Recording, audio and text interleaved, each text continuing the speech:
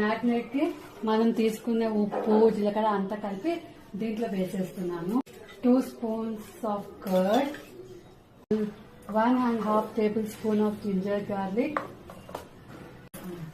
Lemon squeeze చేసేస్తున్నాను.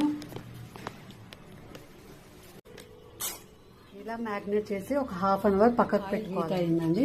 ఇప్పుడు onions chillies వేసేస్తున్నాను. పిల్లలు ఉన్నారని తక్కువ వేసానండి. మీరు పిల్లలు కారం తింటారంటే ఇంకొక 2 చిల్లీస్ యాడ్ చేసుకోవచ్చు. అల్లం వెల్లుల్లి ఒక్క పావు స్పూన్ వేసానండి. చూడండి, చూపిస్తాను. ఇది కూడా బాగా చికెన్లో ఆల్రెడీ వేసాను కాబట్టి ఇది తక్కువ వేసాను. సో మగ్గిపోయింది. ఒక స్మాల్ సైజ్ టమాటా అండి. పాలకూర కాబట్టి మీరు టమాటా వద్దు అనుకునే వాళ్ళు స్కిప్ చేయొచ్చు, కంపల్సరీ ఏం కాదు.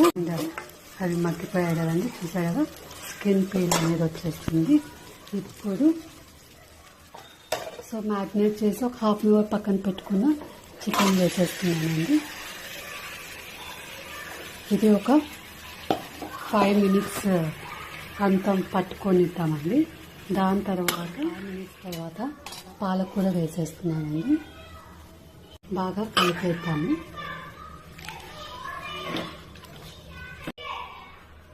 ఇప్పుడు మూత పెట్టేసి సిమ్లో మాట్లాడింది.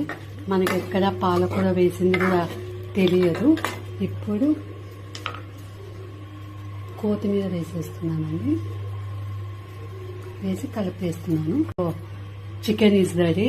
ఈ పాలకూర ఏంటంటే పిల్లలకైనా మనకైనా మంచిదండి.